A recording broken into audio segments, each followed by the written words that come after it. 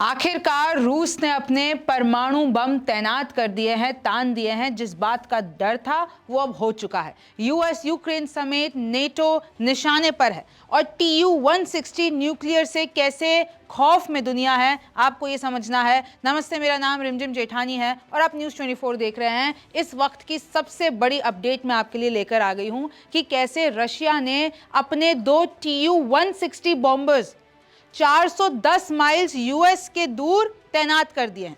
यानी अगर मैं आपको 410 माइल्स बता देती हूँ, 700 किलोमीटर आप देख लीजिए।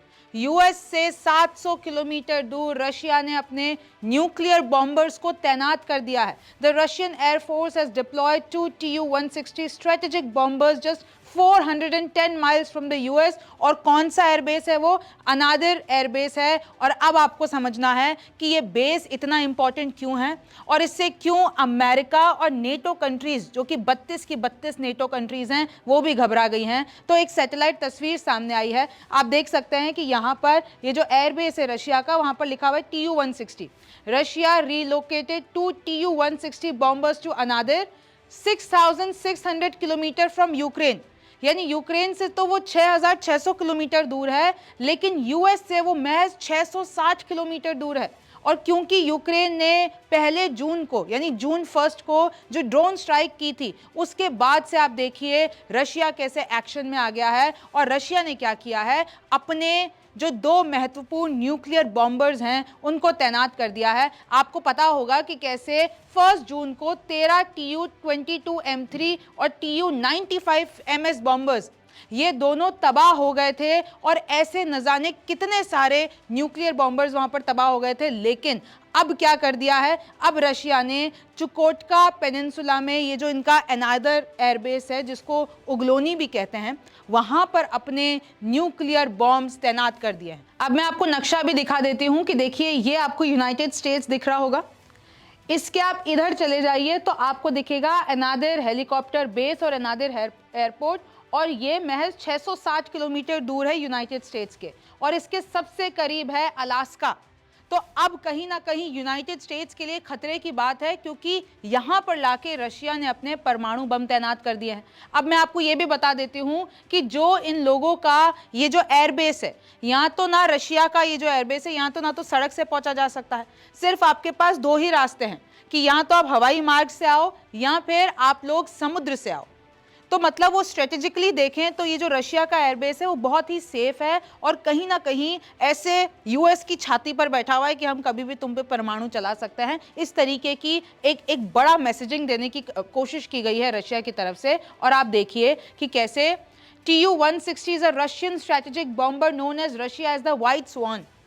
कैसे TU बॉम्बर्स को व्हाइट स्वान कहा जाता है, और जो नेटो कंट्रीज हैं वो इसको कहती हैं ब्लैक जैक। ये वर्ल्ड का सबसे हैवीएस्ट सुपरसोनिक बॉम्बर है और ये रशिया के न्यूक्लियर ट्राइड का एक हिस्सा है। यानी बहुत बड़ी बात है। 1970s में इसको डिजाइन किया गया था। और इसको क्यों डिजाइन किया गया था? क्योंकि जो अमेरिका का B-1 लैंसर है उसको एक तरीके से टक्कर देनी थी। लेकिन देखते ही देखते ये हुआ कि रशिया का जो ये जो TU बॉम्बर है वो उस अमेरिकन लैंसर से भी आगे निकल गया। यानी उसकी क्षमता इतनी ज्यादा है कि वो इस वक्त दुनिया का सबसे खतरनाक सुपर हाइपरसोनिक, आप देख लीजिए, बॉम्बर है। 2 इंटरनल वेपन्स है और ये डेडलीस्ट बॉम्बर है इन द वर्ल्ड। इसमें चाहे आप न्यूक्लियर कैरी कर लीजिए, चाहे आप कन्वेंशनल वॉरहेड कैरी कर लीजिए, मतलब ये भारी से भारी गोला बारूद न्यूक्लियर बम कैरी कर सकते हैं। इनका अगर देखूं तो KH-55SM जो क्रूज मिसाइल है वो भी ये लोग कैरी कर सकते हैं। अब 2500 किलोमीटर की इनकी रेंज है। आप सोचिए कि किस तरीके से, चाहे वो क्रूज मिसाइल हो, चाहे वो न्यूक्लियर बॉम्ब हो, हर कुछ कैरी किया जा सकता है। Entering enemies air defence zone, यानी आप एयर डिफेंस जोन में इस बॉम्बर के साथ जा सकते हैं, और वो भी न्यूक्लियर वॉरहेड के साथ। सोच रहे हैं आप कि कितना खतरनाक है। और इनफैक्ट जो एक KH-101 है उसकी तो जो रेंज है वो 4500 किलोमीटर है। तो देखिए, रूस का ये स्टेप अब कहीं ना कहीं पूरी दुनिया को खौफ में डाल दिया है कि भाई क्यों आखिरकार उन बॉम्बर्स को वहीं पे तैनात किया गया है। For the US the presence of TU-160 so close to Alaska is a provocation that demands a careful response. यानी अलास्का के इतना करीब अगर रशिया अपने न्यूक्लियर बम तैनात कर रहा है तो फिर ये भी हो सकता है, अलास्का में भी तो मिलिट्री बेसिस है ना, चाहे वो एल्मेंडोर्फ हो, चाहे वो रिचर्डसन हो, चाहे वो एल्सन हो, तो ये भी यूएस डिफेंस आर्किटेक्चर के एक बहुत महत्वपूर्ण हिस्सा है। और वहां पर भी F-22 और F-35 फाइटर्स पड़े हुए हैं अमेरिका के, और रशिया ने वहीं उधर ही पास में न्यूक्लियर बॉम्ब तैनात कर दिए हैं। तो अब वॉशिंगटन को यानी अमेरिका को अपना पेट्रोल बढ़ाना पड़ेगा, यानी अपनी जो मिलिट्री पावर है, अपना जो मॉनिटरिंग है उस पूरे हिस्से में वो बढ़ानी पड़ेगी।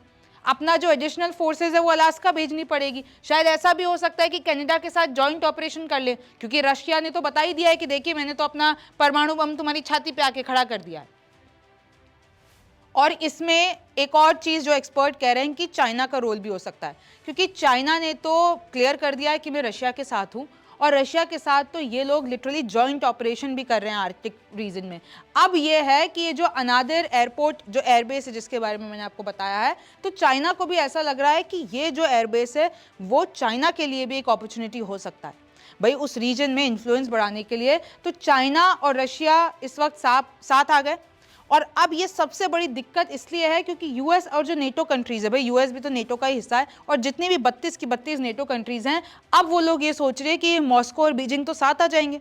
यानी रशिया और चाइना अगर साथ में आ गए और एक साथ अगर वो कोई एक प्लानिंग करते हैं तो वो नेटो कंट्रीज के लिए सही नहीं है, और जितनी भी ये जो पूरा आर्कटिक रीजन है उसके लिए भी ठीक नहीं है। आपको पता होगा स्वीडन और फिनलैंड अभी हाल ही में नेटो कंट्रीज बनी है। यूक्रेन बनना चाहता है लेकिन रशिया ये होने नहीं देना चाहता, तो स्वीडन और फिनलैंड भी चाहेंगे कि हम भी अपनी ताकत दिखाएं।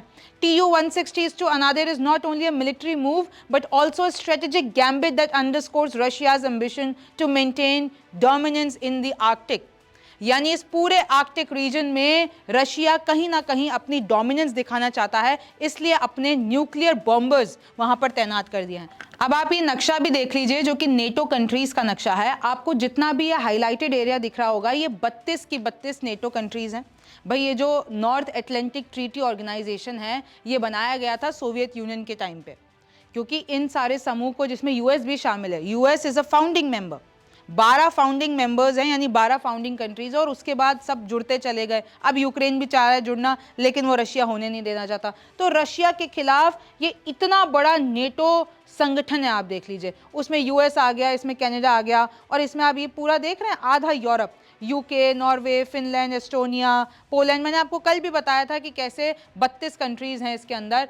नॉर्थ एटलांटिक ट्रीटी ऑर्गेनाइजेशन 1949 में बनती है, 12 फाउंडिंग कंट्रीज है, Belgium, Canada, Denmark, France, Iceland, Italy, Luxembourg, Netherlands, Norway, Portugal, United Kingdom and the United States. ये 12 फाउंडिंग कंट्रीज हैं, और उसके बाद फिर धीरे धीरे सब लोग जुड़ते चले गए। चाहे उसमें आप बहुत सी कंट्रीज ले लीजिए, और अब यूक्रेन जुड़ना चाहता है लेकिन रशिया उसको जुड़ने नहीं देना चाहता। लेकिन रशिया देखिए, जर्मन इंटेलिजेंस बॉस जो हैं वो ये कह रहे हैं, जर्मनी से ये मैसेज आया है कि भाई बहुत ही जल्दी रशिया नेटो कंट्रीज पर हमला कर सकता है और अपने green man, little green man भेज सकता है। अभी लिटिल ग्रीन मैन का मतलब क्या है? लिटिल ग्रीन मैन का मतलब है, आपको याद होगा जब रशिया ने क्रीमिया को 2014 में हथियाया था यूक्रेन से, तब उसने क्या किया था रशिया ने कि भाई फोर्स नहीं भेजी थी, सिविलियंस, मतलब अपनी ही फोर्स सिविलियंस की वेशभूषा में भेजी थी, यानी कि सिविलियन क्लोथ पहना के, अनमार्क्ड यूनिफॉर्म, मतलब नॉर्मल लोगों की तरह इंसानों को भेजा था, अपनी फोर्सेस को भेजा था, कोई ऐसे बहुत बड़ी फोर्स नहीं भेज दी थी। और उसके बाद कहता है रशिया कि हमको तो इनकी आइडेंटिटी नहीं पता, और सब पूरी दुनिया ने देख लिया कि उसने क्रीमिया को एनेक्स कर लिया यानी हत्या दिया। तो ऐसा ही लिटिल ग्रीन मैन वो इन 32 कंट्रीज में भेज सकता है।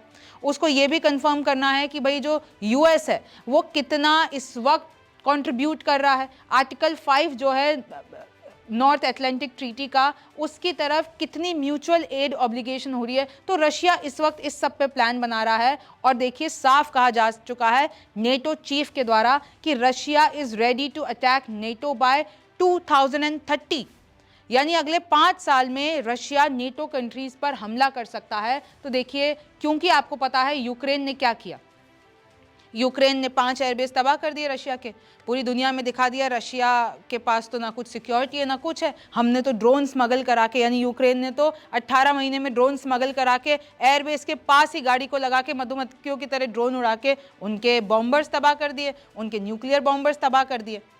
तो अब रशिया इतना गुस्से में है, और ये तो बात यूएस ने भी कंफर्म की है, क्योंकि वो ट्रंप और पुतिन के बीच में बात हुई है 75 मिनट जिगरी यारों की तरह, और वो पुतिन ने बताया है कि हम तो अभी खत्म कर देंगे सब, हमको बहुत गुस्सा है। तो इसी तरीके से अब देखिए रशिया क्योंकि इतने गुस्से में है, तो अब वो लगातार प्लान बनाता जा रहा है, चाहे वो न्यूक्लियर बॉम्बर हो, चाहे वो डिप्लोमेसी हो, चाहे वो यूक्रेन पर हमला करना हो। पिछले 3 दिन में यूक्रेन पर लिटरली 500 से ज्यादा ड्रोन रशिया बरसा चुका है, यूक्रेन को खत्म करने पर आ गया है। मिसाइलें, ड्रोन, न जाने क्या क्या हमला कर, और 3-4 दिन से बहुत एक्शन पैक्ड है, मैंने आपको बताया है। अब इस पे आगे क्या होगा ये तो वक्त बताएगा। आप न्यूज़ 24 देख रहे थे, मेरा नाम रिमझिम जेठानी है, आपसे फिर मुलाकात होगी। नमस्कार, मैं हूं मानक गुप्ता। अगर आपको हमारा ये वीडियो पसंद आया हो तो इसे लाइक और शेयर जरूर करें, और हाँ, हमें सब्सक्राइब और फॉलो करना ना भूलें, ताकि आप देश और दुनिया की कोई खबर मिस ना करें। तो जुड़े रहिए हमारे साथ और देखते रहिए न्यूज़ 24।